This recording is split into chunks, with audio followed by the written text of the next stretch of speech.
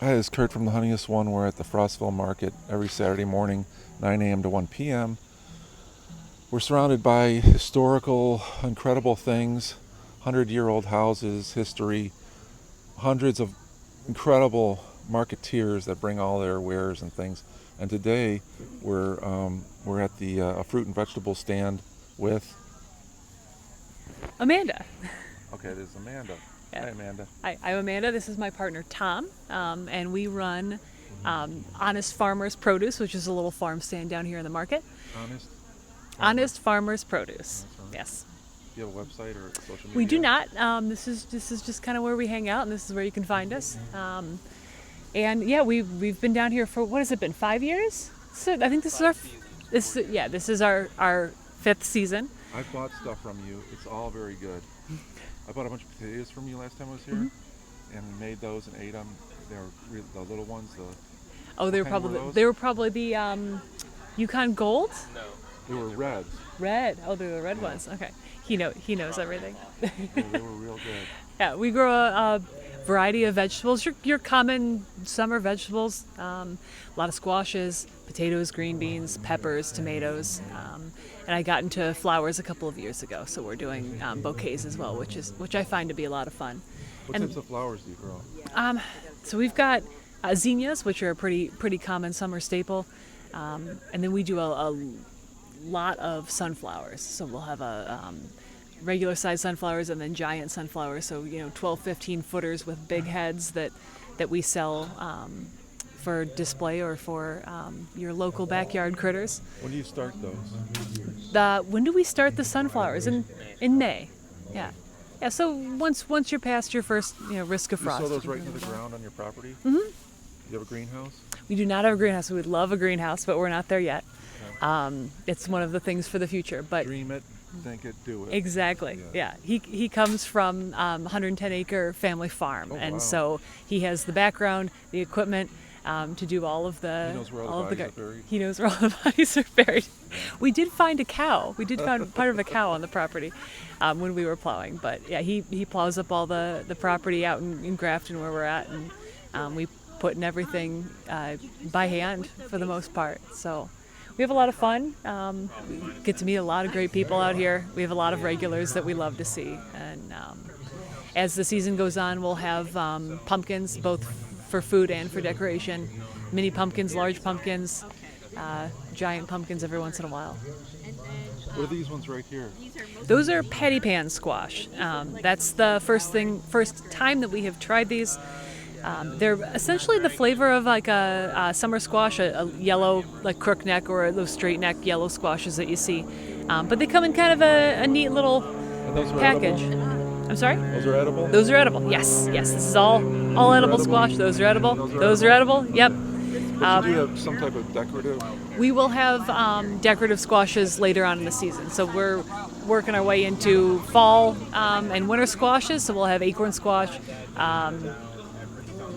spaghetti squash, butternut squash. So your typical winter squashes, and then some decorative gourds and things. So when you're planting the squashes, you know at the beginning whether they're decorative or they're edible? Yes. And there's so the decorative ones, what besides decoration, what else were those used for? For us, we just use them for decoration. Oh, okay. Yeah. They're just kind of fun little tabletop. And that type of plant or vegetable that just developed into something that people used just to have. Like, yeah. So sometimes I've seen people make like pipes or things out of the, little things out of the gourds or the squashes. Yeah, certain varieties have developed and then been kind of bred over the years to be edible, and some ones are just better at being a decorative squash. We grew one a couple of years ago that was a birdhouse gourd, so this big gourd that as it dries it just hollows out, and then you can cut a hole in it and hang it as a birdhouse. So we've had some of those in the past, but yeah, we look at different varieties, and he likes to dig through the catalog and pick out stuff that either has an interesting name or looks kind of cool. So we've ended up with a variety of edible and non-edible squashes, and it's a lot of fun. Tell me about them beans. Green beans, those are jade. The variety's called jade. Over the years, we've kind of played around with the different types of green beans that are available, and this seems to be it's a fast grower. They hold up real well, and they're not stringy, because I know some people don't like the strings in string beans, and everyone seems to really like them. They don't get too large too fast, because sometimes when they get too large, they get a little tough. That grows like up on a vine, or these are bush beans, so it's a lot easier for us to do a bush bean because you don't have to trellis them. So they have climbing beans and non-climbing beans, and we go with those in the ground? Those are started in the ground. So we just put the seeds in the ground with a little single row hand push planter, and they just started really heavily producing this past week. So we had at least a couple hundred feet that we spent well over an hour or two picking last night. So it takes a lot of time, but people love them. It's one of our best-selling things here. So I see some, are those banana peppers? Those are banana peppers. Okay, so I tried planting those this year, and it said on the package that they'll turn red when they mature. Do they ever turn red? They will if you leave them long enough. On the plant? On the plant, yeah. We never have them around the house long enough to see if they turn red off the plant. Those are mild or sweet? Those are those ones in those containers are the hot version. So those are the hot banana peppers, but we also grow a mild sweet banana pepper. So here's another thing I had a problem with. I grew scorpion Trinidad's for a couple of years, and I found that I think they cross-pollinated some of the milder ones. Okay. Everything was hot that year. Oh no. Does that ever happen to you? We keep them far enough apart that we haven't really had that happen. One of the things we notice though is if it's very hot out, hot and dry, a lot of your hot peppers will get hotter. Oh yeah. So it really depends on how much water you're getting and how much heat you're getting. You'll find them to be a little more spicy than you would expect if it were a little bit cooler out. So compost, fertilizer. What's your theory or your belief on that? He's the expert on that one, but we do a. And what's his name again? This is Tom. Tom. We do a This is a Tim? cover crop.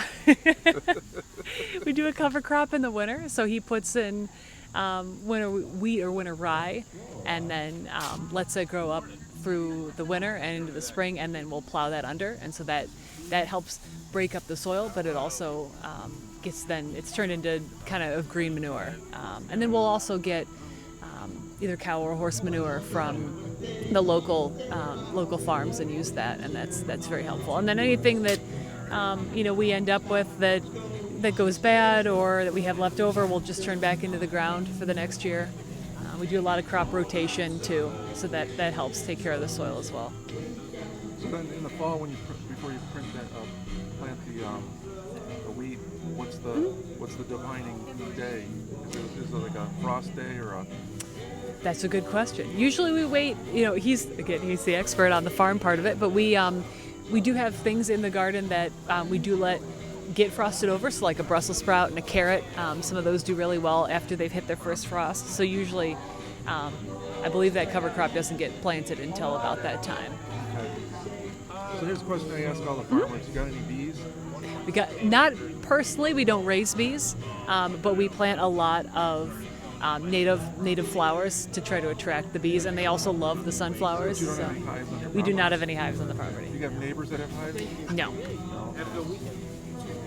but we love our bees, and we What try. city are you in? I'm sorry? What city Oh, are you we're in Grafton. Grafton, okay. There's a lot of bees out there. Are you near the prison? Yes, yeah, just Oh, okay. south of the prison. Yeah, the prisoners have bees. Oh, do they? Yeah, I helped them one time with that. Okay, because I know they have the one, I can't remember which side of the road, but they do have a garden, and they do garden, and Yeah. I was involved in a program there.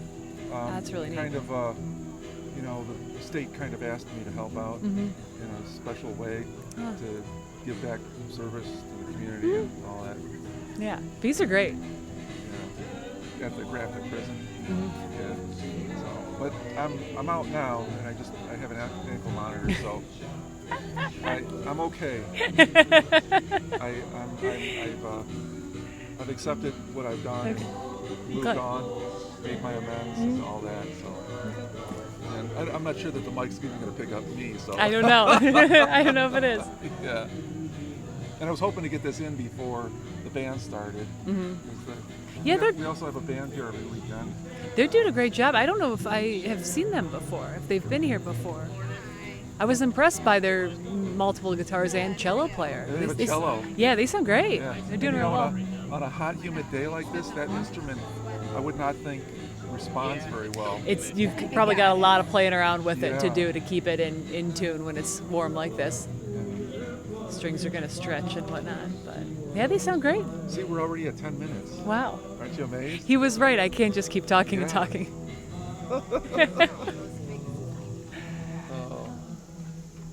Okay, well, I really appreciate you being here. Yeah. I think all the customers appreciate being here. Yeah, we love being here. And you have to get here early because they sell out. And because I know that, because I've waited to the end and I missed out on products that they've sold. And so if you're coming to the Frostville Market, you can also bring your dog. It's a good dog walker park. I think I've said that 1,000 times in the other videos, but it's true. There's lots of people that bring their dogs, and occasionally they have if you're a gambler, they have some dog fights back in the over on the other side of those woods there. They set up a little arena. I don't know about that one. No, that's another part of my life. That's past. I don't do that anymore. Okay, I learned my lesson. Grafton, you know. All right. Yeah, it was good thanks, talking to you. Tim, right? Yes, sir. Tim. and Amanda. Yes. Okay. Well, it's good seeing you. I'm glad you're here. And you'll be here every week? Yeah, all the way through probably the first or second week of October. First or second week of October. Yeah. Okay, good. All right. All right, thank you. Yeah, it was great talking to you.